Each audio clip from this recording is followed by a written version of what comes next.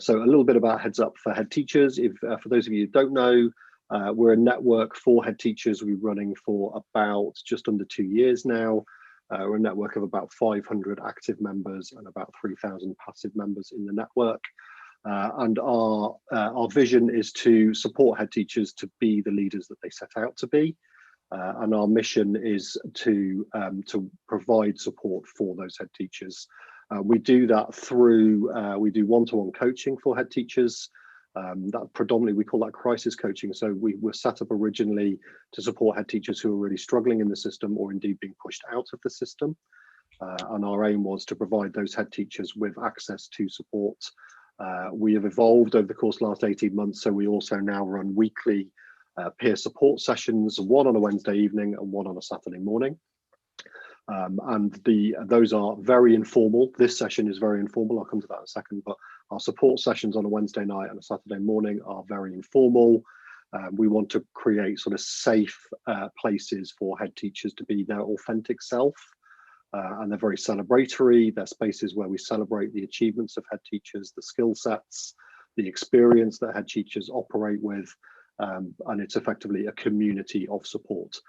So very celebratory, very positive, but enabling people also to shrug off some of the challenges and some of the difficulties of the day-to-day working life of a head teacher. So very useful spaces. So if you haven't come to those before, you're absolutely welcome to come along. Increasingly, we're now setting up Heads Up for Head Teachers networks in local authority areas. We're running for our second cohort of head teachers in Oxfordshire. We're launching Warwickshire next week. And we've got about 20 other local authorities we're engaged in conversation with. And really pleased to see that Laura is here. Hi, Laura. You got your camera off, I think, because of children in the homestead. So I had a lovely conversation with Laura and the team at East Riding, Yorkshire, earlier on this week. I think it was earlier this week, Laura. I'll say hi without the camera, and if I get everybody in bed and decent, we're currently they're currently half dressed. You do what needs to be done, Laura. As I said, these are very informal sessions, and we do appreciate people balancing busy working lives and busy home lives with attending these sessions. We do, so Wednesday nights are normally a support session, but every other week, one of our partners is Big Change. They've provided some funding support. So everything we do is free.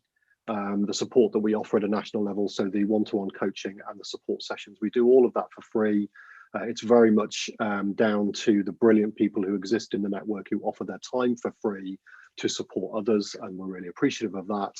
But we have had a small amount of funding from Big Change to support us to scale the network up and to increase the size of the network and support the work that we do. And we love being partners with Big Change. We love what Big Change stand for and the work that they do right across the system. But we are, as a network, we are particularly taken with Big Change's Hopes for Education. And if you've not seen those before, I think Kate will be able to stick a link into the chat room. But about just over 16 months ago, Big Change published their 10 Hopes for Education. And as a values aligned group of head teachers and a group of head teachers in the network who are really passionate about our education system and about the notion of celebrating what's brilliant about our education system, but also recognizing that there are some things in our education system that need to change and they need to transform to suit the needs of our young people and the world that our young people are growing up in. So every other Wednesday, we run one of these events, our Hopes for Education events. I can't believe we're on number 7 already, having done one every 2 weeks. So far, if you've missed them, we've done that we would like there to be a new public conversation about education. We've done one on how as leaders, all young people are set to thrive in life, not just exams. We've done one on there being a broader view and story of success for every child. We've done one on every child can fall in love with learning and keep learning throughout their life. We've done one on trusted relationships in schools that give every child the support they need to learn and thrive.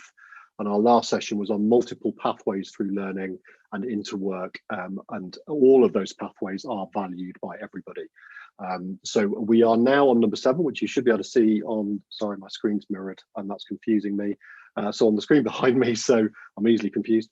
On the screen behind me, so hope number 7 is really focusing in on professional learning and creating cultures in our schools where professional learning is as important and as valued as student learning is, so that we truly are communities of learning, not just for the young people who are in our schools, but also for the adults who work in those schools. And indeed, we could extend it out to also include the broader community and the parents of our children. So we are absolutely delighted, as always, to have some guests joining us this evening to contribute to that conversation and lead some of it. I will say before I introduce them that these sessions are all about hearing from you. So we definitely want to hear your voices, either in the chat or if you feel able to unmute yourself and just shout out. I know many of you do that every week, so I've got every confidence that some of you will do that. But if you want to respond to something that somebody said in the chat, or indeed you would like to unmute yourself and just chip into the conversation, I'd say it's very, very informal. So I'm delighted this evening that we are joined by 2 wonderful people that I've had the good fortune and the pleasure to do some work with in the past. So I've now got to get the titles right, otherwise I'm in a world of trouble. So this is an ongoing joke. So I'm going to introduce Dame Sam Twiselton, who's not a dame at all, but on a mistaken piece of publicity for a whole education conference, we titled her. So I'm going to introduce Dame Sam Twiselton, who will always be Dame Sam Twiselton for us. And she should be soon. And for me. And she absolutely should be soon. So Sam, if you could give everybody a wave, that would be brilliant. We absolutely love the fact you've been able to join us this evening.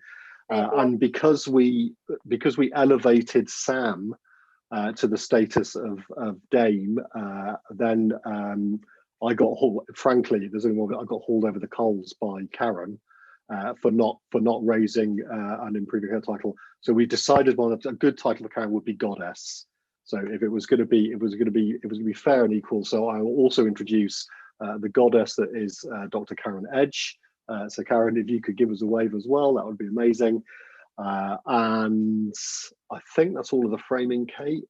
I think I've covered everything that I need to cover. Hopefully some more people will join us. So we did have 48 ticket sales, but we do appreciate that it's also been a particularly busy week in a series of very, very busy weeks.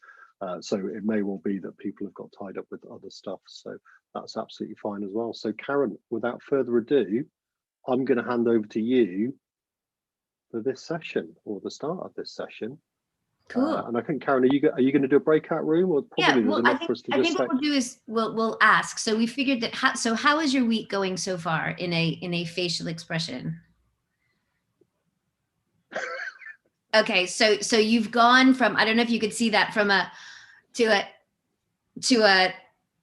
one of the things we were thinking about is, we're going to give you a choice. You can give a visual thumbs up or not, to go into small breakout rooms just for 5 to 10 minutes as we start, just to kind of decompress, have a chat. When it comes to professional learning, is there any going on, and what do you think you'd like it to be?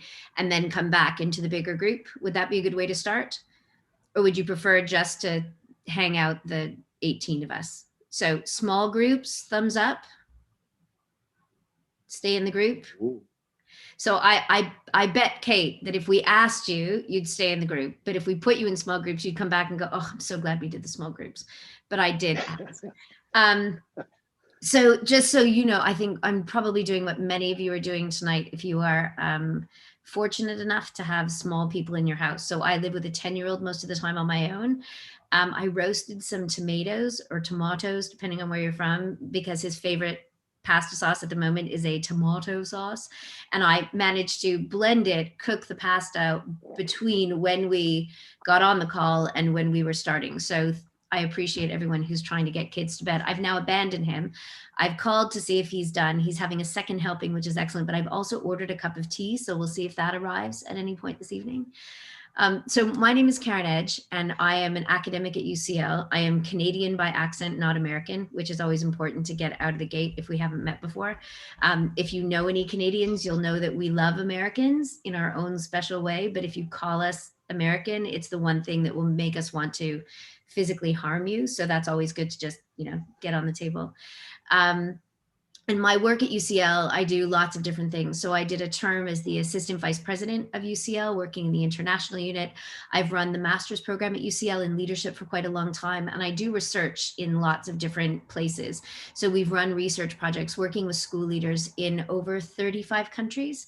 And the latest project that we worked on was one where we were talking to under 42, 43-year-old head teachers, sort of the youngsters, about how quickly they'd climbed into their roles and what some of the challenges were.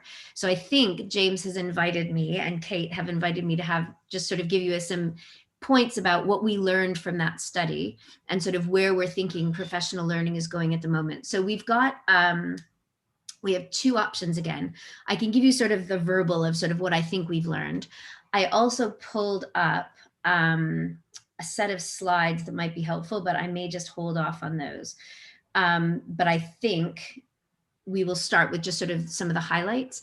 So what we learned, and if someone was to ask me now about professional learning for teachers, it would be based on some work that I'm doing with Anglian Learning Trust, where we have 13 or 14 principals and deputy principals and assistant principals, where we're bringing them together to do professional learning. And the last thing I think that anyone wants in the middle of a pandemic is a strong learning program that's very fixed, and that will not give them any sort of personalization. So what we've tried to do is create a program where we have 3 or 4 different workshops that people can attend. We're offering them on specific nights. Any of the leadership team can come.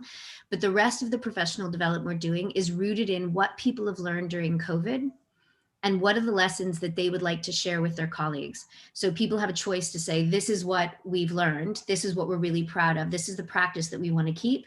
But we also have the flip side where people can say, this is what I'm still really struggling with, and this is what I want to learn. So if I was to give you 5 points, or maybe 6, I'm going to stretch it, on what I think professional development needs to be. One is around differentiation. So I think we're mad for differentiating for our students. We are not doing a terribly good job differentiating professional learning for our teachers. And I find that the teachers that we talk to are saying, and the young leaders that we talk to want their professional learning to be bespoke, things that they can see actually applying to their life. They want it to be aligned to the why of what's going on in the school. So I think we're actually at a moment that could be incredibly powerful for professional learning because there's a massive epic why, right? The why is, how do we get everyone safely back in our building in a way that motivates them and cares for them in a way that makes them want to be there? I have one of the most resistant 10-year-olds at going back to school. His theory was that solo kids didn't want to go back because they hadn't had, we've also waived the swearing ban, don't judge me. So he said they don't have to deal with all the sibling shit. So solo kids would have had better relationships with their parents and they didn't have to deal with the sibling shit. So getting my kid who follows the data every week about what's going on with COVID back to school was really difficult. And when he went back to school the first time, he said, they promised us we'd talk about our feelings and we went straight back to learning. There wasn't enough time for us to sit, to sink in, he said. So this time he went back with quite low expectations of his amazing school. And he has bounced out of the building every day and gotten up every morning to go back with incredible enthusiasm, because even the mean teachers have been focusing on their feelings and giving them space to just be. So the kids got to watch something at lunch because they're all eating in their class. And he said, even though we thought it was totally stupid and babyish, it just made us laugh.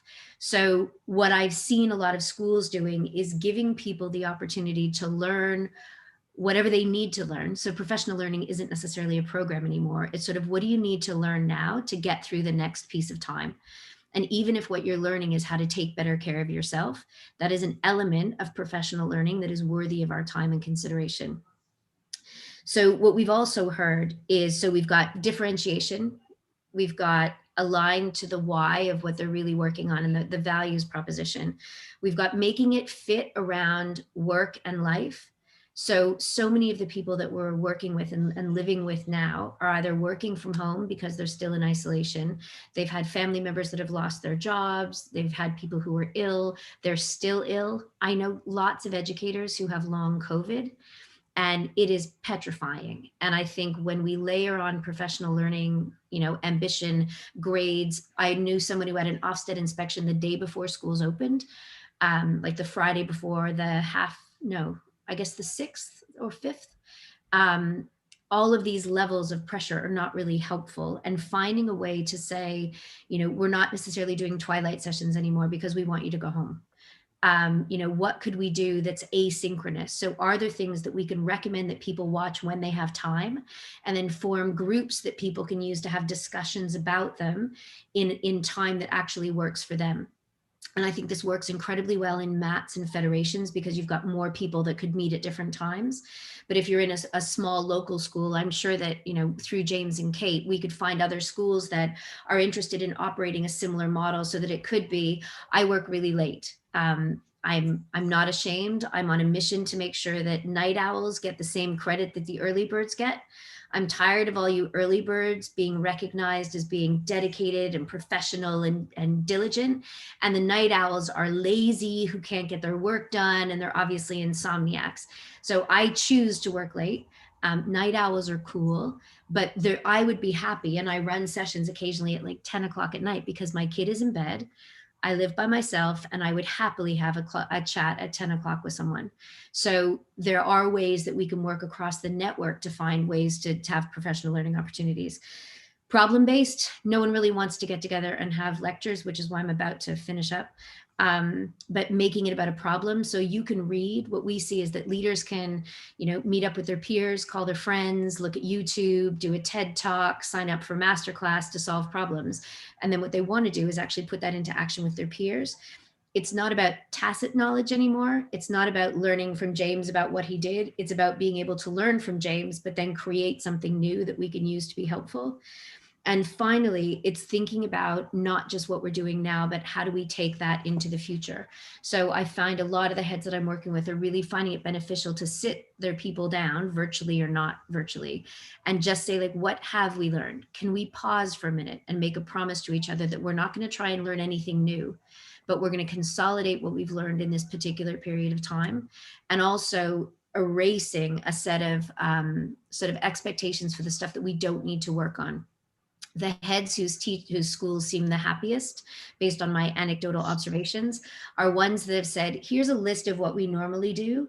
You've told me that these are the things we don't need to be doing in the middle of a pandemic, and we are explicitly pausing them until future notice. We are pausing these ones until this date, but you can hold me to that. I will not ask you, unless it's an emergency, to do X, Y, or Z. So for me, it really is about sort of differentiation, really close alignment to the why, making it possible to do it around work and family. So I'm designing an asynchronous master's class at the moment for our MA in leadership, looking at organizational learning, professional learning communities, and trying to design it in a way that people can engage, but also engage from wherever they are in the world. Make it problem-based, focus on developing resources, and making sure that it's future-focused in terms of, you know, what people want to do when they grow up. Because at the moment, unfortunately, so many of the teachers we talk to do not want to be you as head teachers. And I think we need to really start dealing with that. So you need to make your job look as good as possible, not lie, but the way to do that is to take care of yourself a bit more. So putting well-being on that agenda is something that we're spending quite a lot of time doing. Does that help? Karen, that's a really brilliant start, and I'm sure that there's going to be, well, I know that there'll be some sort of some responses and some reflections and possibly some questions as well. If I just perhaps start just by picking up, you know, some of the things that really resonated with me. I think, you know, actually within this network, but also within other networks and other head teachers that I work with, I think that notion of it being bespoke in a way that perhaps it's not been thought of before, you know, where the sort of engine and the system of school improvement kind of decide at scale what the professional learning is going to be about, and it's kind of like, this is what we're offering, and that's it. There you go. That's what you need to engage with. And we know that there'll be lots of people that get switched off by that because they're like, well, actually, I don't need to do that particular element of pedagogy or whatever it might be. So that bespoke thing. But the other thing that sort of resonates with me, but I think will resonate with the Heads Up Network, is this notion of purpose, and actually purpose related to well-being. So I think what a lot of what we've seen in the last sort of very challenging 12 months, but actually beyond that as head teachers, is this gap between the leader. We talk about at Heads Up, we talk about head teachers being able to be the leader they set out to be, rather than the leader that the system demands them to be. And this sort of values gap that opens up, this purpose gap, that can be very, very difficult, and was difficult for me as a head teacher. I found that really challenging, to the point at which the gap between my values and the system values and the trust values, I just couldn't live with it anymore. And that was part of my reason for stepping away. But I think what we've seen during the pandemic is a lot more leaders and teachers, and indeed children, lose a sense of their anchor, not just to their values, but also to their purpose. You became head teachers to lead communities and lead education and support young people and help young people get better. You didn't do that to set up bubbles and clean desks and white desks. And you do all of that stuff, and you do it brilliantly, because that's what your community needs from you at the moment. But we need to recognize that it does create a purpose gap, you know, between the leader that you want to be so that notion of purpose, I think, Karen, is really, really important. That notion, I think, of just the flexibility. When do people want to do this? You know, our lives have been thrown into this sort of turmoil of when's work stop? When does work begin? Is there a day? Is there a night? Is there what? None of it makes any sense anymore. So those are things that resonated for me, but I'm really interested, as always, in hearing from you. So who wants to jump in first? Sorry, I'm managing a puppy at the same time. I apologize. That's fine. You manage away. I thought I put myself on mute. You shout at whoever you want. I thought I was being nice. You're a goddess. You can do what you want in this room. So the puppy 5 names, so it's Audrey, I'm going to come to you first. What's resonated with you, lovely?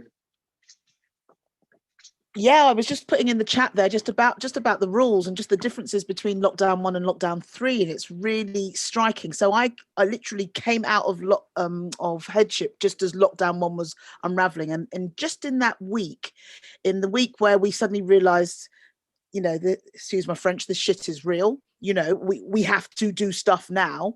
And there were heads, and there was a head I was working with, who was the executive head, and she was basically desperate to apply these old rules, the rules which work for a wet play, which work for a snow day. You know, all the stuff that, you know, that we know in our rucksack of get that out, come on heads, trying to apply it to this. Even I was doing it. Even I was standing in there giving out the platitudes, kind of like, yeah, that's right. It's all right that, yes, you're worried about a child that won't social distance. Don't worry about that. It's okay. You know, coming out, had no clue. And yet now, lockdown 3, it's so lovely to hear you say, Karen, that in your son's school that you know, people are allowing the kids just to sit and be, and it's amazing. And then, of course, as part of Heads Up and the support groups that we're leading, you know, it's been lovely just to hear that. And I've been talking to them about, what are you going to keep hold of, things that you're doing now that you're going to keep hold of, that's going to effectively make your school, you know, take a different pathway. And I think now the appetite is there, the culture is there, the readiness is there. And I think, you know, we all got a little bit anxious at first, but now I think people are just thinking, sod it, but we're going to do it our way. And I'm loving that. And I mean, that's why I'm sitting here this evening, because I want to be part of helping heads get into that new kind of space, and remembering what it was like when I was doing it. I remember the pressure, but now it feels like it's falling off, it's falling away. It's great. It's really good. Can I make a comment, James? Please do, Karen. Yeah, so Audrey, I think what's really interesting is the distinction between lockdown 1, 2, and 3. And I think the kids feel it, and we feel, like, as adults, we feel it. And I think as heads, you feel it. And what brought it, there's 2 things that made that really real to me. One is I'm working with a group of heads in Scotland, and we're doing a series. We do a 3-arc series on well-being. And it's been really interesting, people talking about the difference in how the 3rd lockdown feels versus, it's the 2nd one in Scotland, but how 3 feels for us in England and 2 feels for them there. And there was still an optimism and an upward trajectory with 1, like, okay, this is it, we'll lock down once and then we'll be okay. And now as we went into 2 and then we went into 3, you sort of think, oh my gosh, like how long is this going to go for? And I think we've really seen, I talked to some other colleagues in Scotland today, there's a real dip right now where even though we're starting to open up, there's a real worry that we're going to end up in exactly the same place. And you can see, you can see the parents having play dates with kids that really shouldn't be having play dates. Like you can watch it happen in the schoolyard. And I think we've really seen people saying, I don't know if I can go into lockdown 4. And so that's one thing about recognizing that even for the teachers coming back this time is not coming back last time, and it won't be coming back next time. But what was really interesting for me is my son really struggled with lockdown 3 in a way that he hadn't struggled in lockdown 1 and the 2 sort of blip. And we sat down and tried to figure out what it was. And he finally said, in lockdown 1, the school wasn't ready.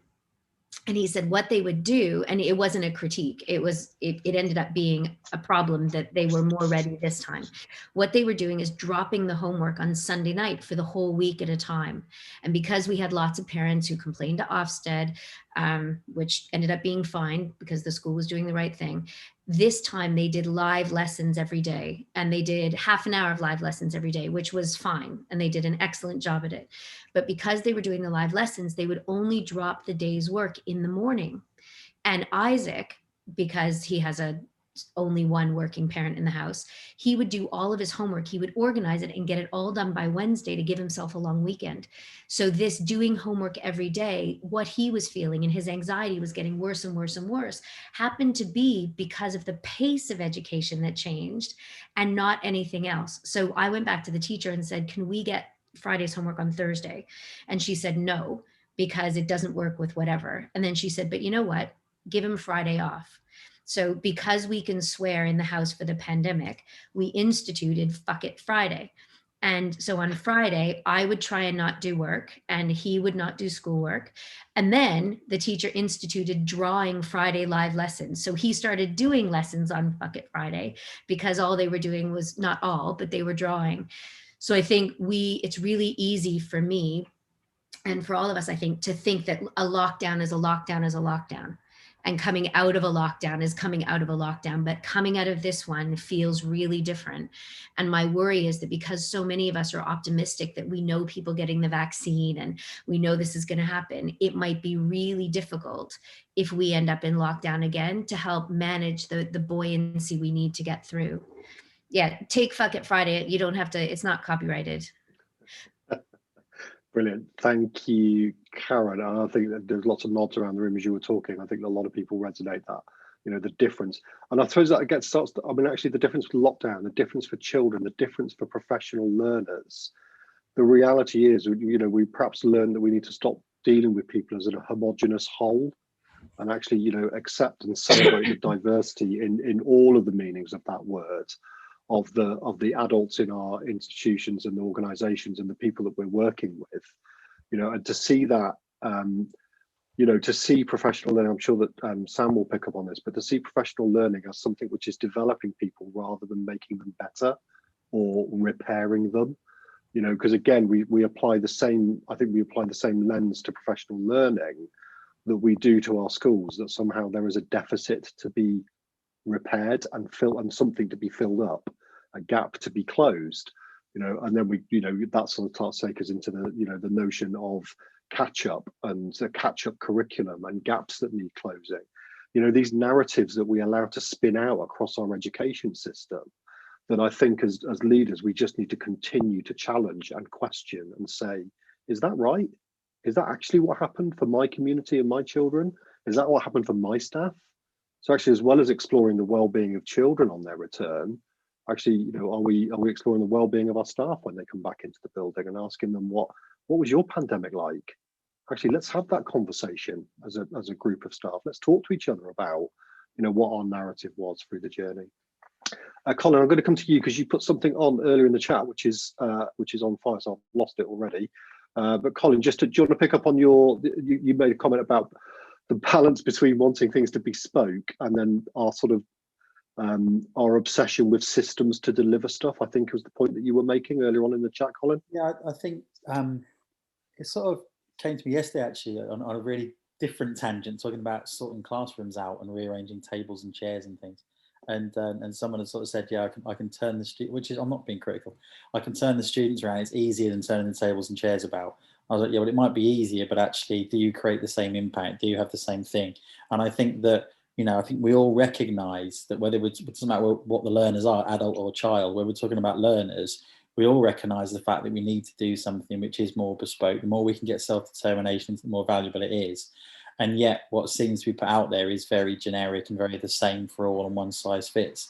And I just wonder whether or not we've kind of got into this point where we've got like so driven towards what is easier, perhaps on behalf of the person doing the delivery, that we've lost sight of why we're delivering what it is we deliver.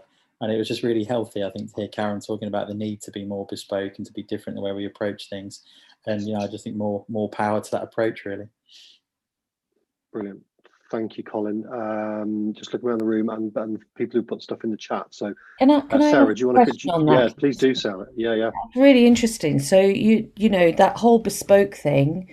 It sounds great because you get really close up personal to where you are, and you know, but then there's something about community as well. And I'm interested in your experiences around that, you know, Karen, you know, that community of learning versus an individual just learning on their own, and, you know, how you kind of balance those two things.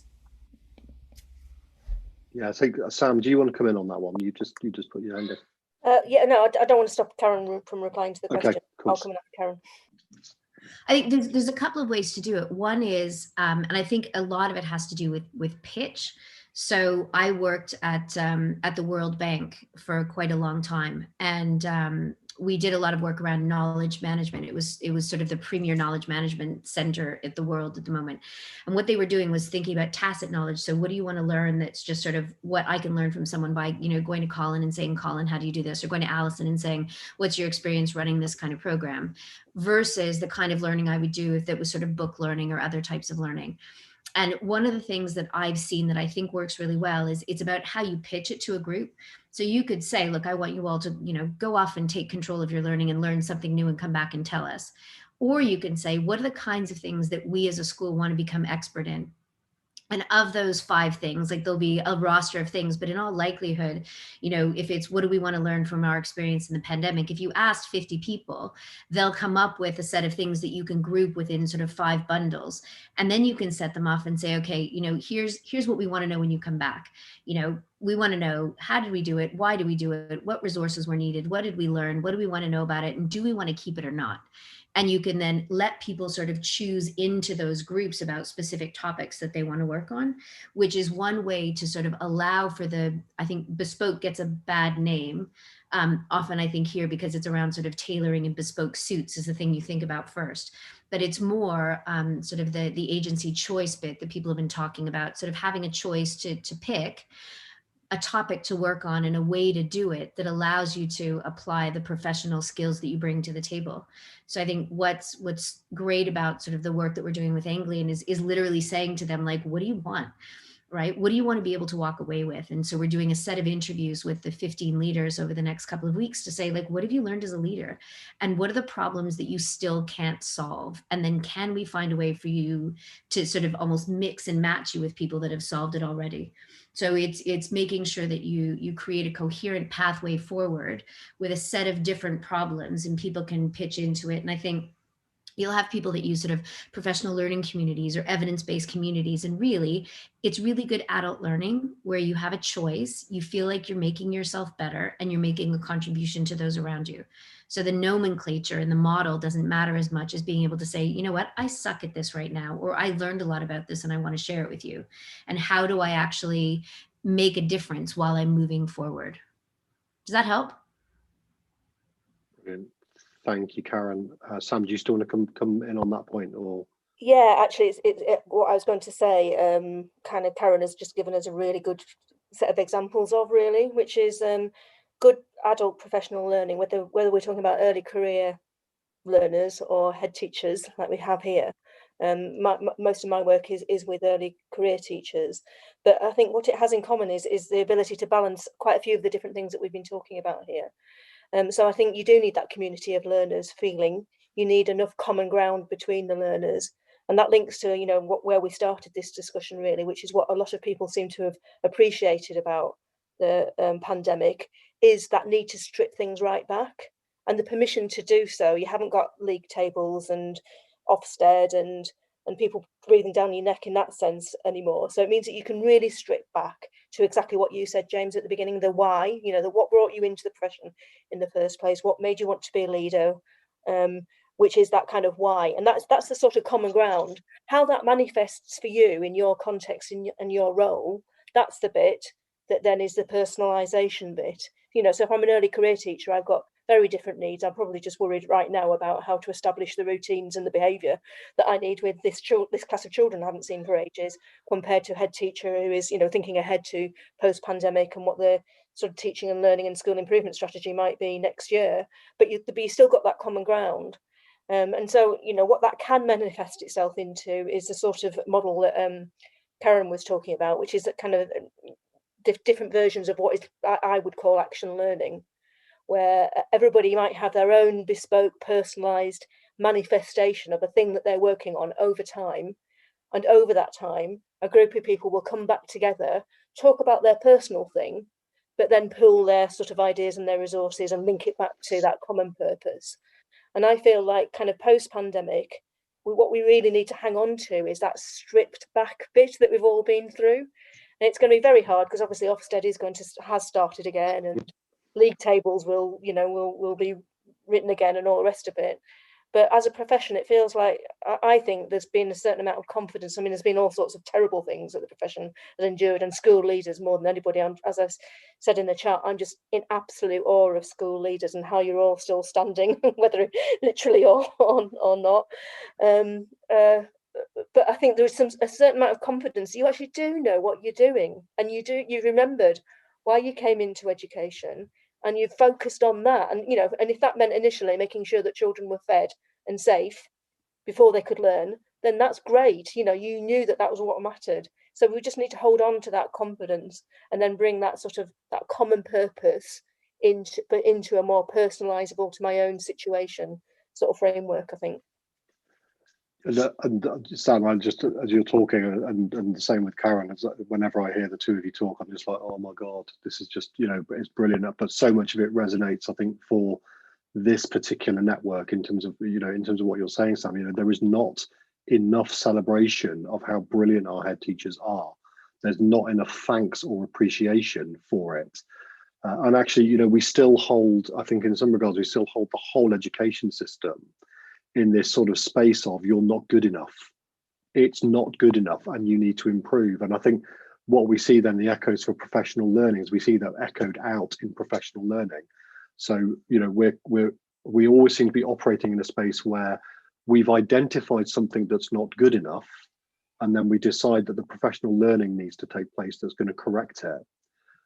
You know, and coming back, Sarah, to your point, you know, I think about, you know, well, this is a network of support. It's also a network of practice. It's a network of sharing, and I think those networks, and you know, Shona and I had a conversation earlier on because Shona's school is in the whole education network, and Karen's talking about Anglian learning, and they're in the whole education network. You know, whole education is a network of practice. You know, we're really clear that we don't tell schools what to do. What we're interested in is hearing from schools about the things that they are doing that are solving some of the issues. So I think we need to step away from this telling people what to do and move into a space where actually, what do you think you need to do? What's the best thing? What's the thing that's going to be most helpful for you at the moment? And that's the point that's been made already. And not framing it as deficit. I mean, I did it myself. We use this language, school improvement. You know, my school might not need improving. It might just need maintaining in its current brilliance. So yeah, it's not starting from a deficit starting point, is it? It's framing and celebrating what's working already and just making it even better. Yes, absolutely. I've never thought of this. I've never, and this is my shortcoming. So I'm Canadian and I grew up in Ontario, which until recently was, you know, one of the highest performing jurisdictions in the world, English language jurisdictions in the world. And when you become a teacher in Ontario, you are legally bound to complete a certain number of additional qualification courses in topics that are important to you in your professional development. And you can do those independently of your school, but you have to complete a certain number every year. And as a principal, you do your principal qualification, but then you have a whole host of things that you can study. And they're offered by different universities, but they're all accredited across the province in a particular way. So the bespoke learning that you would do is often the learning that you would choose based on this set of qualification. Thank you. 10-year-old has learned how to make tea during lockdown. And it's very good tea. Does he do deliveries? He to you? And he even got it in the big mug. But I think that's what's interesting, is that we don't have a system or an infrastructure that promotes individual learning, right? There's no budget that goes to a teacher. The budget goes to the school. And I think the way the money flows for professional development might be one of the biggest challenges we have around that notion of bespokeness, because it feels like we have to do everything at the same time. But the other thing that Sam made me think about is that in Ontario, we don't rank schools based on anything. So you are never inadequate, or you're never good trying to get to outstanding. You're always on a trajectory of growth. Yeah. And I think that as a message, right? So there are systems and structures where you have a set of courses that you can take. So I think in some ways that's what we've tried to do for Anglian, to give them a set of options so people can choose what they want to do. But also there's sort of this notion of everyone is learning, and you may be at a different point of your learning, but there's no good or bad place to be on that continuum, because everyone has something to contribute and everyone has something to move forward. And I think that system-wise, that's where, I really agree with Sam about sort of in England, everything we do starts from a deficit unless you happen to be a posh private school. You just need to move to Ontario, really do. How I first got to know Karen properly was after spending a week in Ontario and seeing what an amazing system it is, and then she explained it all to me. We just need to move there, basically. Yeah. But do you remember why I explained it? So I got hauled. This is a confidential forum. I got pretty much hauled in to teach first, to explain how it was possible that the system worked and how it wasn't on the brink of failure, because there was such low accountability that it had to be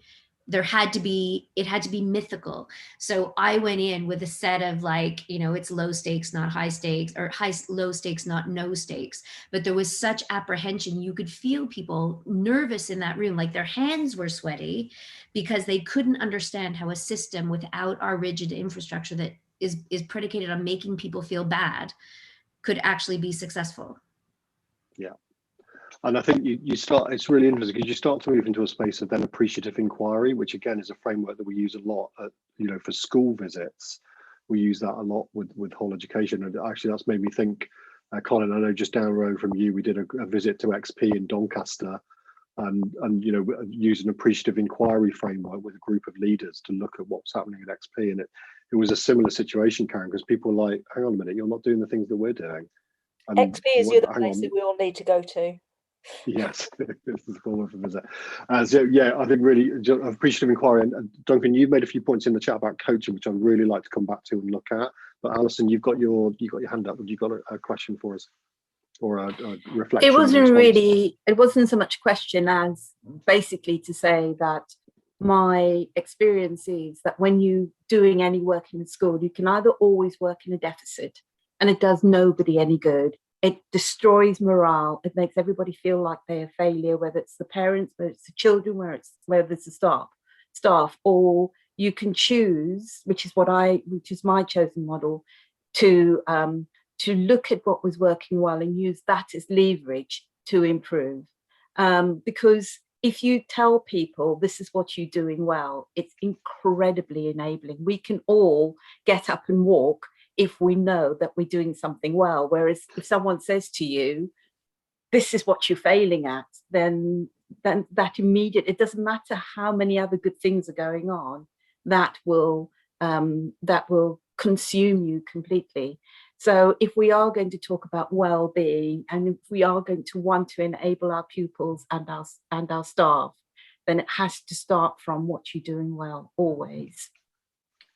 Yeah, that was it basically. And lovely, Alison. That's again really resonated with me and sort of really powerful. And I'd extend it a little bit even further. So actually, it's when we have that conversation with people, or indeed when Ofsted have that conversation with schools, what we're essentially saying is this is our perception of what you're not doing very well.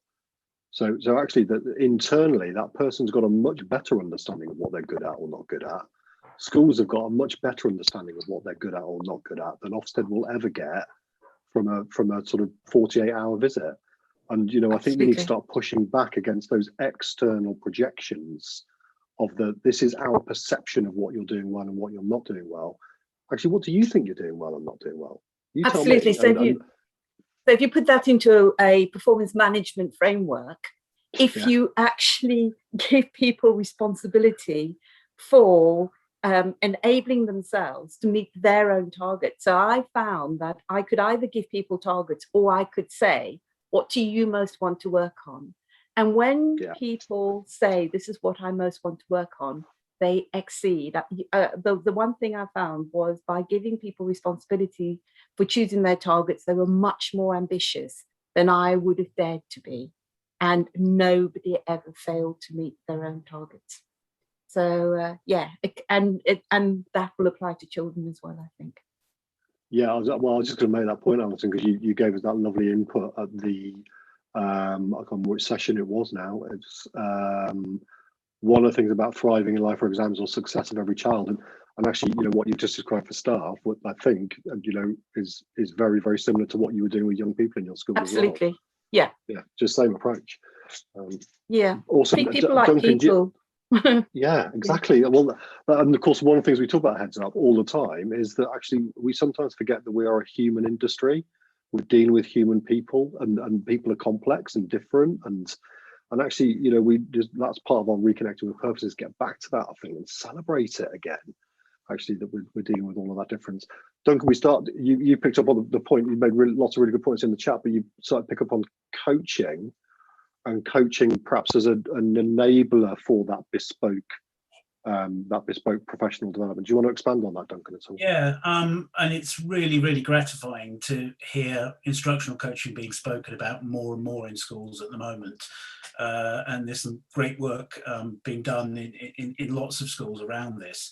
And I think that the power from instructional coaching comes from the starting with where the teacher is, rather than starting with where we expect them to be.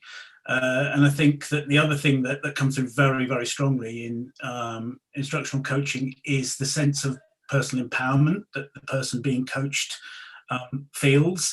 And that's obviously largely dependent on the qualities of the person who is doing the coaching. And I think that therein lies some potential pitfalls if people aren't actually understanding what coaching is and what coaching isn't. And of course, there's all sorts of ongoing conversations around the differences between coaching and mentoring and directive coaching and non-directive coaching and so on and so forth. And really, I think all that really matters is that the people that are in the institution have that shared understanding together of what language means, and whether it's the same as what another school is using is by the by, really. It's everybody understanding together, and you know, the power of common language is important in so many areas of school life. But I think that more and more schools are seeing that as being giving really a better return on investment when it comes to time given to professional development. If you can actually give teachers time to work with their colleagues and develop a meaningful professional coaching relationship, the impact can be really, really significant. And as I say, that seems to be building a momentum at the moment. There are more and more schools that seem to be discovering that and getting on board with it. So it's really great to hear. And Duncan, it's really, really interesting. And as often happens in these forums, but it made me think, actually, when you think about it, sort of saying to I was in a secondary school, so saying to 100 staff in a secondary school, right, it's 4 o'clock on a Monday after school, it's right, we're all going to do professional learning now. You know, it doesn't, again, it's the system driving what we're trying to achieve. It just doesn't make any sense when you actually, you know what, I don't want to do it now, I want to do it later on this evening. That's all right. No, you can't, because we're doing it now. That's what the school timetable says, and we're doing it. It just makes no sense at all. So yeah, it's a really good point. Karen.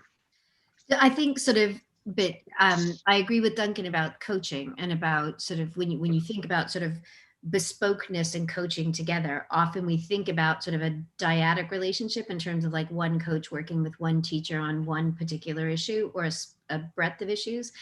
And I sort of wrote out a list of questions that I would want people to ask me if I was to learn something new. And I can write these in the chat, but it would sort of take what Duncan was saying and make it a bit more bespoke.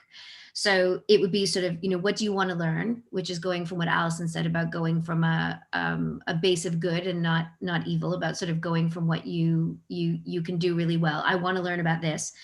The second thing would be, how do you like to learn the best? So we ban people being able to say, well, I'm a this kind of learner or I'm a that kind of learner on my team. You have to be able to say, like, my preference is this. The third question would be, you know, who do you want to learn it from? So it may be that I really want to go to James to learn about something, but I really want to go to Alison to learn something else. And I always go to Sam if I want to talk about something else. So it's not necessarily a dyadic relationship. It can sort of move around. And it's not to say that it's different than what Duncan was saying. And then the fourth question is sort of, where do you go to learn it? And when do you want to learn it? And then where do you want to practice? And I think that notion of different people for different things at different times, but also being able to have a say about how do you want to learn it?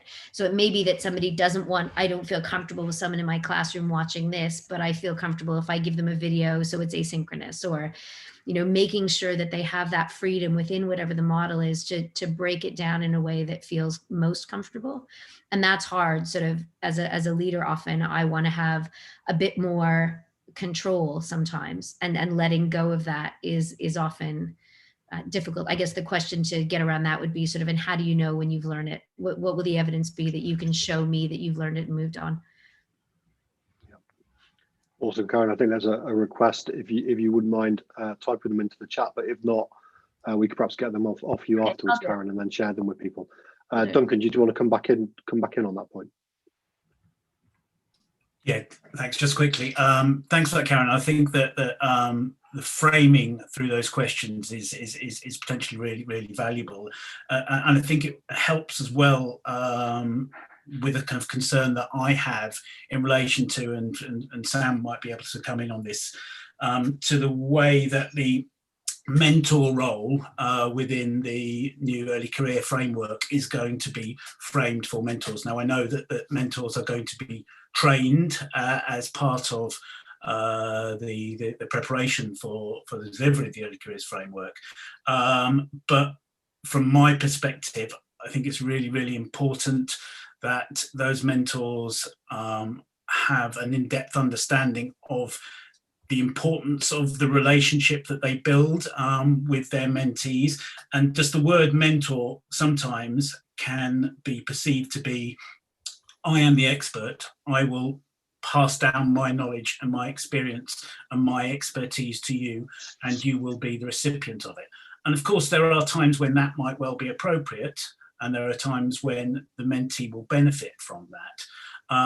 But I think that in preparing this new cohort, and it will be a large cohort of mentors that are going to be working with all newly qualified teachers in the future, helping them understand the different dimensions of their role and the way that they can and should deploy those different dimensions, I think is really crucial. Thank you, Duncan. And Sam, do you want to come in on that point and perhaps talk about the early career framework and, you know, the professional learning of people new into the profession and the work that you've been doing on that? Oh, I think Sam's frozen. Yeah.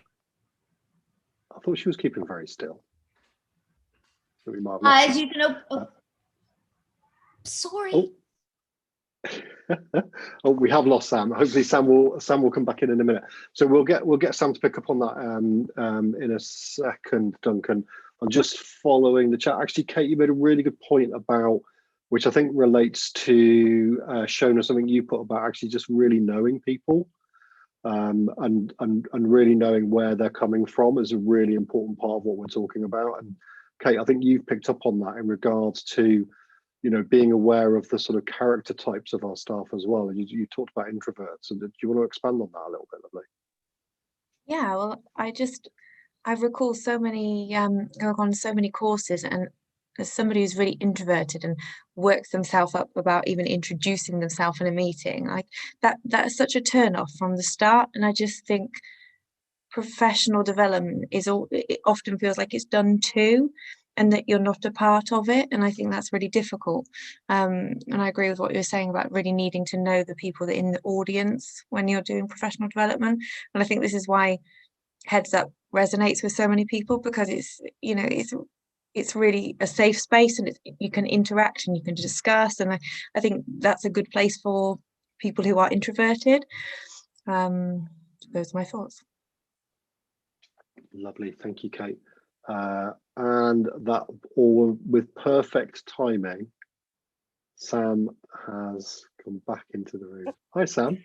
I'm sorry, my laptop just completely shut down out of the blue for no reason. I've been waiting. Like, wow, Sam she's keeping really still and gone into a real thinking and reflective space. Yeah, that was it. That was definitely it. I was having very, very deep thoughts. So I missed some of what was said then, but at the point where my laptop gave out, we were talking about the importance of the role of the mentor in the early career framework. I mean, I would say in the ITT framework as well, and I would certainly agree with what was being said. Having said that, I think it can't all be on the mentor. For me, a mentor needs to be a facilitator of access to a range of different expertise and different needs that early career teacher, trainee teacher, or whoever might have. And I think we shouldn't be afraid to say that sometimes expertise is needed as well. Often a mentor just needs to be a shoulder to cry on, and a peer can be good for that. And that role, there is a role for that. But we're not born knowing how to be teachers. We're not born knowing how to be head teachers either. And there is knowledge that we need to develop as we move into new roles. And so for me, there is an aspect of being a mentor that is being a facilitator of access to expertise, whether that's whether the mentor has it themselves, or very often they won't have, because if it's a particular thing, I don't know about how to deal with autism, it might be the pastoral lead in the school who is the best person to give access to that knowledge. So I mean, it's a really demanding role because there are so many different aspects to it, which is why I think it's important that it's not seen as completely down to that one person to do it all. That person needs to be a facilitator, really, to the expertise that's available across the whole school or even group of schools, and to recognise that there are different needs at different times. One of the things that I learned from my own mistakes early on in being involved in initial teacher training is, if you're not careful, you can end up perpetuating a pooling of ignorance. I used to do this too much with my student teachers, where I was very into them learning from each other and peer learning, and there's definitely a role for that. But you've got to know new stuff as well. So it's really tricky. So you're getting that peer support from people who are at the same sort of stage of development as you are, but then you do need access to a range of different kind of expertise at different points.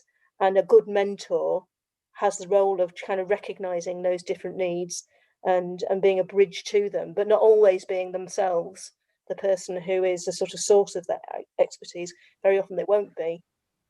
So one of the things I like about the early career framework is it has, I think, really raised the profile of mentors, and people are talking about it and recognizing its importance. And hopefully that conversation will go beyond early career teachers into recognizing the importance for everybody. I think the challenge for school leaders is, if you're going to have mentoring in your school, and that's great if you are, then there's a cost attached to it, because you've got to give them the time.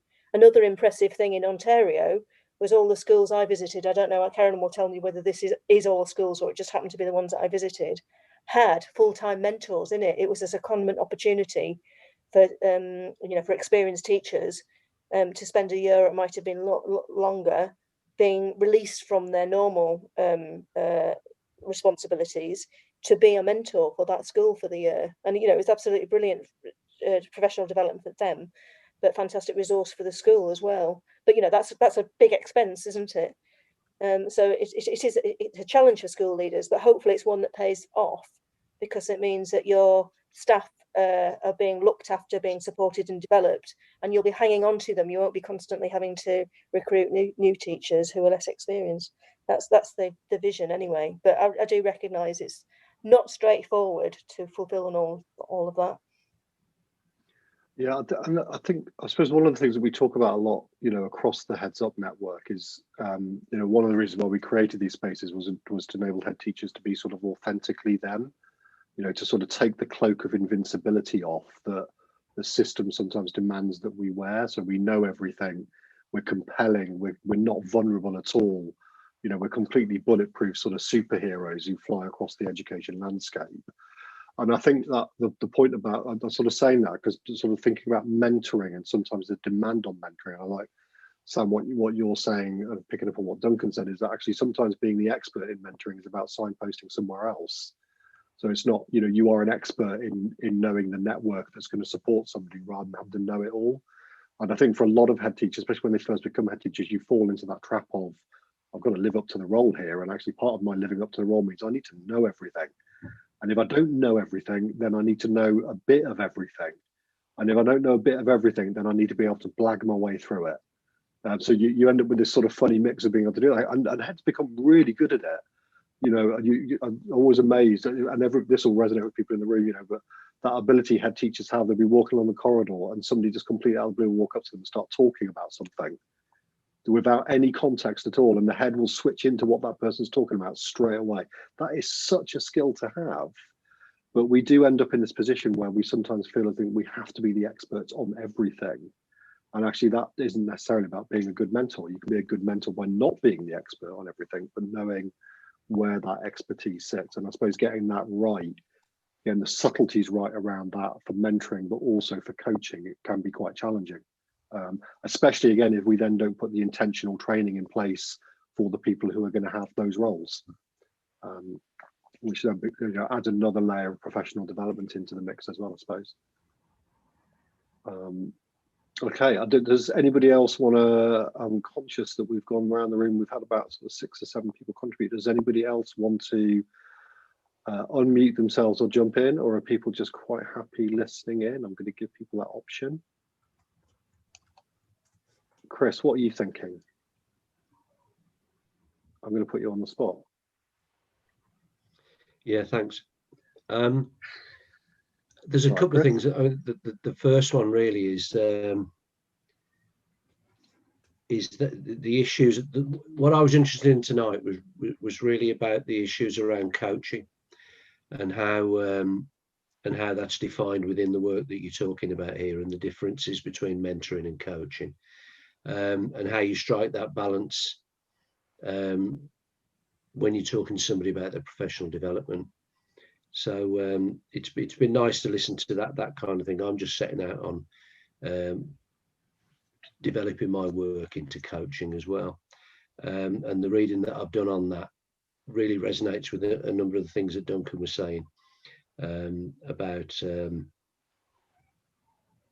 really kind of asking the right questions, I think it is, and how you draw that out of individuals rather than, I suppose there's a bigger picture here as well as about that bespoke CPD as opposed to the CPD that the school wants in response to the Ofsted messages or whatever it might be, and having the confidence to go that way, because you're going to get better results out of your colleagues if you do that. The other comment I need to make is just blown away by somebody mentioned a Rush quote earlier. So thank you for that, Lisa. That's outstanding. It takes me back a long way. So I've just got to throw that in as well. Thank you, Chris. Brilliant. Thank you, Chris. I suppose I'm interested in the second part of the Hopes for Ed statement, which you just see over my shoulder. And we talked a lot about Ontario this evening. I suppose a sort of question for Karen and then possibly Sam, but I don't quite like the phraseology, because it's professional learning that rival the best in the world makes it sound a bit competitive, and we're kind of a bit against that. Heads up, there's too much sort of competition in what we do. But if we were to match and create that system, in England, in the English education system, in the way that Ontario have, what do you think would need to happen, Karen? What Can you move Is there sort of two or three? Yeah, that's. So systems of support for professional learning that rival the best in the world. And so I'm not interested in the rival bit. Whose language is that? That is Big Changes. Okay, and I love Big Change. So I think for me, there's a few things that I think get in our way, like where we get in our own way. So I'm also British. So I say this, and I've been here for 14 years. So I think I've earned it. I have a passport, which I arrived with and everything. I think one of the things that we have to do in terms of professional development and learning and teaching and sort of maintaining the workforce is to acknowledge the fact that it's not just the school, it's the country, right? So the school is a microcosm of what's going on in the country. So I will say this often, but I get treated really badly here because I'm not from here. And it happens every time I leave the house. So the most recent time, and so the pandemic has been good for my son. He's mixed race. His school is very good, but he has felt safer at home. And I have felt safer at home. So I went to Kenwood House, which is quite posh, to walk my pandemic cockapoo because I live in North London. And my pandemic cockapoo plays football because I have a competitive footballer son. And the dog ran after this kid's football. And I said, I'm sorry, my dog plays football. And this dad turns around and says, you mean soccer where you're from? And I looked at him and said, football? And I was with a friend of mine who is Japanese Australian, who is also now British, but I was British from birth. And we walked away and I burst into tears. And she said, what's wrong with you? And I said, I want to leave my house one day without someone making a comment about me not belonging. Because if I am straight and white and I have a freaking PhD and I was the assistant vice president of one of the top 10 universities in the world, what the hell are we doing in this country? And so, you know, my research that we do around, you know, age and gender and race and sexuality and all those other things was rooted in the fact that until I moved to England, I did not understand racism. And I didn't understand being made to feel different. So until we start really recognizing that, and I think, you know, the Piers Morgan, Meghan Markle, all the business, it's going to raise it again. So for everyone in your world who feels different or has been treated badly, they will be having a very difficult time over the next little while. But I think until we recognize that our schools are a microcosm of the country and that the country is one of the most sexist, racist countries I've ever worked in my life, and I've worked in 50 countries, we are going to struggle to help people develop and feel safe and be okay. So I say that to, like, when you look at countries, and I'm writing a book at the moment, and this is what the last sort of section of the book is about, which is we look at countries and we judge their education systems based on what we see. And we rarely think about the other things, like how racist is it? How much maternity leave does somebody get? Like if we have a retention problem for women, did it ever occur to you it's because our maternity policies suck? Yeah. Like in Ontario, they get a full year maternity leave. In New York, they're still getting 6 weeks illness leave to have a baby. You know, what is the relationship between a head teacher and a teacher? Here, you can fire a teacher. It may feel really difficult, but it is so easy relative to some other places in the world. So Ontario keeps their teachers because it's really hard to fire them. So the relationship between a principal and a teacher is one purely of development, not of punishment and judgment. So we have to think a little bit about what are the structures that make it feel the way it does, right?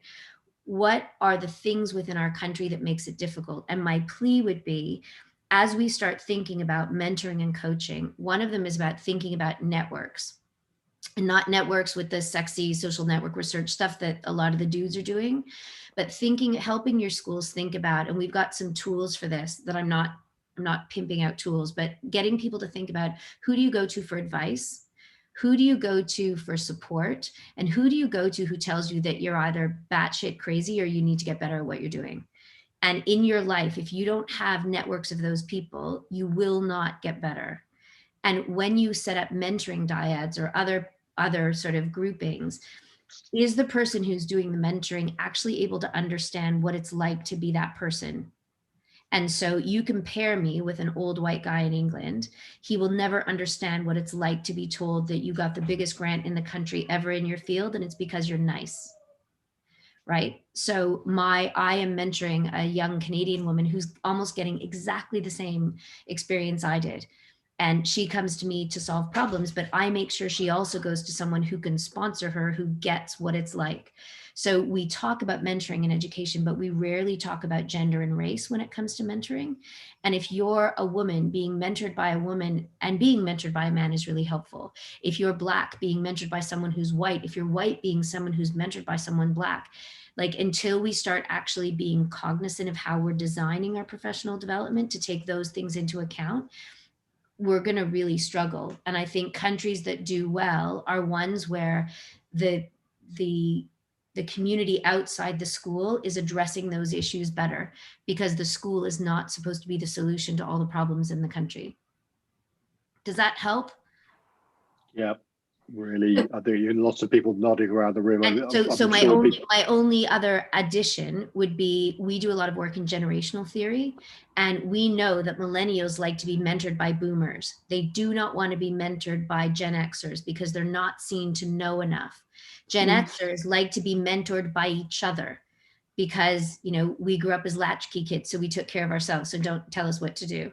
And I think we do a lot of work now with schools talking about, like, every generation is going to have people who are different, but we've learned quite a bit about, you know, how do you, you know, what do you need to think about with respect to professional learning?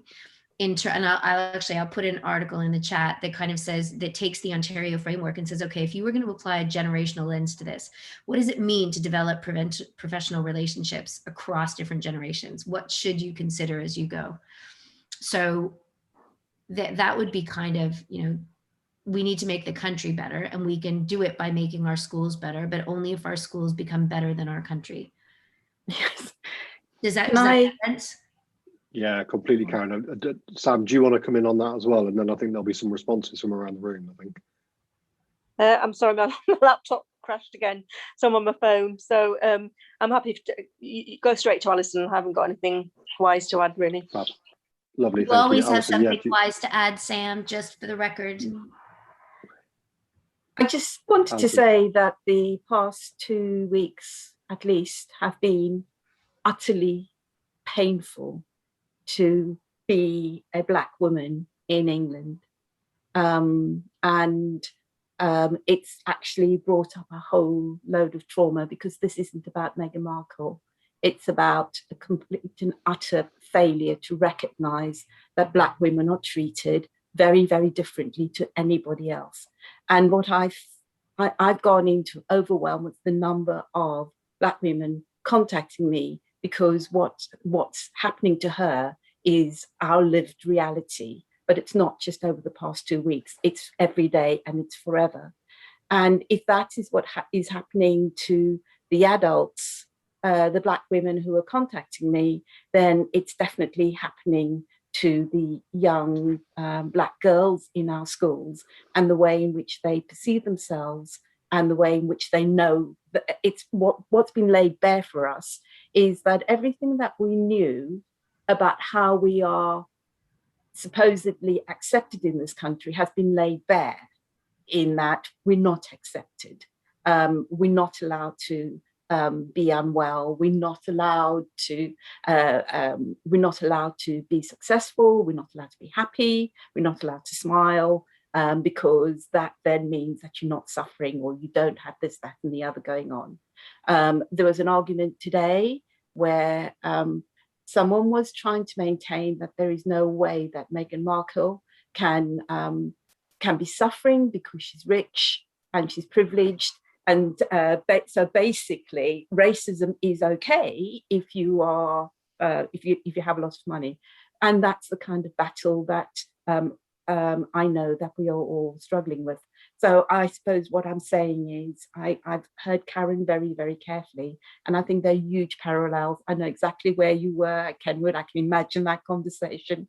People say things in the nicest way because they think they're being inclusive, but what they actually do is prove to you how much you just don't belong. What for me, Alison, I think the starkness of how England operates is that I'm not allowed to succeed. I'm not allowed to be successful. I'm not allowed to be too happy. If I teach too well, obviously I've bribed my students, and I am, like, as my son would call me, super white, right? Like, and I think that if it's happened to me because I'm different, Alison, what you and my mother-in-law and my family members who are Black have gone through is, you know, like, it literally, I over the last couple of days have, like, I have felt paralyzed because I hear what she says and what I've seen, but I know that I am so lucky compared to so many other people. The dad who made the comment at Kenwood was Black. And it was so funny. And I remember my ex-mother-in-law was the first Black head teacher in North London. And when I first met her, she said to me, she was talking about Polish drivers and how Polish drivers were awful. And I remember saying to my half Sri Lankan, half Antiguan, London-born ex-husband at the time, I can't believe your mom, as the first Black head teacher in North London, and everything that she's been through, would be racist. And he looked at me and said, listen here, cracker, just because you invented it doesn't mean you get to keep it for yourself. And so at Kenwood that day, like, I looked at that dad and I thought, you know, say what you have to say, that's fine. Because I know that you've probably dealt with it too. But I think that, you know, as we go back into schools, for so many people, like, everything has been laid bare on top of everything that's now in the media. And I think the amount of my biggest worry for heads and teachers is that the amount of energy it takes just to be, and then to be caring for everyone else, and then to work in the education system. Like, if Heads Up is going to be able to support, it's about finding a space where, like, when people start to burn out, there's a safe space to go. So Alison, like, you are caring for, you know, who's taking care of you when you are taking care of everyone else. So I think I have scaffolding that's gone up outside, the, you know, the scaffolding that we have of care is not strong enough, I think, to get the profession through what will be another long 8 months. And Absolutely. You need, like, pillars of mentors, like, going back to what Duncan was saying, like, you need the pillars of the different people with different expertises, so that you have a lattice almost of, you know, it's a snakes and ladders of what you need at one point in terms of your mentoring and care relationships. But yeah. Absolutely. And then also looking at what are proven models of success. If you look at the countries which are the most successful, if you look at the companies in the world which are most successful, they are the ones that really focus on belonging, inclusion, values, and all of those sorts of things. So as long as schools come together and say, what are we doing to enable every single person to feel like they belong, not tolerated, but belong, and are accepted for who they are and have that opportunity for success, then that's going to, that's the best way to build and to become strong together. And I keep everybody I've been speaking to at the moment, I've been saying, look at the team who are doing the work around the Mars, the Mars team, because they are the most diverse team ever. And what makes them that successful is the fact that you've got the diversity in thinking and diversity in people and the acceptance and belonging. So I just think if that can work, then that's something that we can steal and put into our institutions and hopefully grow from there. Can I just add something to that? Sorry. Please do, TJ. If you don't mind. I mean, look, I think we've spoken about some very, very, like, sensitive topics, and obviously I'm brown myself. I know how difficult it is, especially after 9/11. I got called a P word and all sorts. But I think when you're talking about mentors that are from similar races that you want to put with certain teachers or, like, people in leadership positions, what you've got to be very careful when you're doing that is you're almost, like, separating mentors with like certain, like, underrepresented people, and you've got to be careful not to create an even bigger divide, because some people, like, if I'm a brown person and I get only brown people that are teaching me, but then, like, all the white people are going to the white people, effectively I don't know if that's because I'm brown that they're getting better mentors and I'm getting the ones that aren't as good. So you've got to be very careful in how you play this, you know, like, I know it's great to make sure that they're relatable, but then at the same time, you don't want people to be pushed to the side or feel like they're being pushed to the side.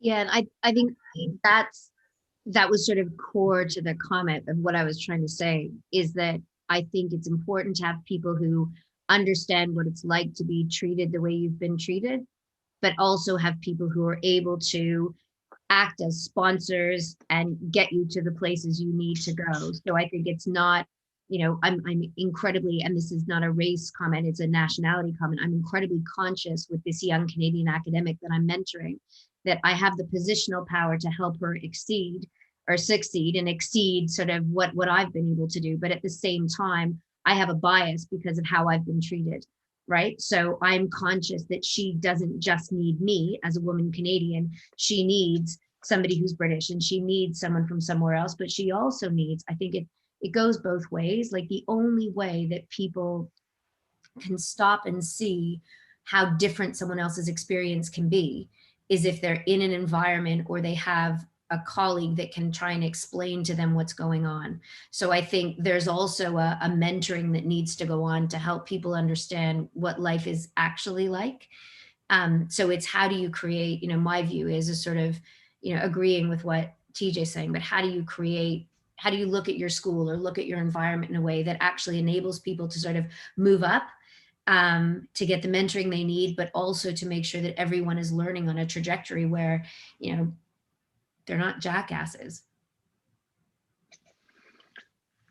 Thank you, Karen. I'm conscious of time. I suppose that a really powerful conversation, and I kind of think what that's made me reflect on is what we often end up back at Heads Up, whether it's a support session on a Wednesday night or a Saturday morning, or one of these Hopes for Education events, is we quite often always end up to coming back to it being about dealing with human beings and being kind and values led in how we are doing that. So I wonder, whether actually what we've touched upon is that actually it's professional learning perhaps is not the best phrase, because actually it's professional and human learning, and ultimately it's about making human beings better at being human beings. And I think, probably your point, Karen, and Alison as well, but that very resonant point about sort of British culture and England and where we are in our sort of our culture in the world at the moment, sort of fixing and solving some of those things from within schools, but also having support from outside to do that. Ultimately, it's a sort of human journey. So that's sort of made me reflect on that quite a lot, that maybe we need to change the phraseology of professional learning, and talk about human beings as part of the journey as well. I think we are at 8:31. I'm pretty confident that we could probably continue talking for quite some time, and of course it may well be that we decide to run a follow-up session. I think just if we could get everybody in the room, please, just to give a big round of applause to Sam and Karen for joining us this evening. It's an absolute pleasure to have you here. It wouldn't be a massive surprise, I don't think, to anybody in the room that when Kate and I were talking about putting the session together, we were thinking about people that we thought were, really values aligned and really would resonate with the Heads Up community. That Karen and Sam, your names were right at the top of the list. Not just for your expertise in terms of professional learning, but just also the values resonance with the Heads Up network. So just really grateful for you coming along this evening, and hopefully we can continue to count you as friends of Heads Up and friends of the work that we're trying to do with Heads Up, which ultimately sort of brings us back to coaching and creating a network of support for head teachers, with people who've been there, those in the room that have been head teachers, those of us in the room that are head teachers, but those of us in the room that would also like to be head teachers in the future. So thank you ever so much for joining us. Thank you for the chat. We will save. I think is really, there's some absolutely brilliant stuff in the chat. So thank you for contributing in the chat so brilliantly. Thank you for those of you that have contributed in the room, and for those of you that have just listened in, thank you for coming. And I hope it's been really, really useful, and a lot of it's resonated with you. So enjoy the rest of your week. And if you are available, we'd love to see you on a Saturday morning next week, or Wednesday evening next Wednesday. And our next Big Hopes for Education event will be on I need to get my maths out, the 24th, Wednesday the 24th. and that one is on all schools are actively supported to improve and learn together. So again, how do we network schools together? So actually there'll be some similar themes that come out of that one.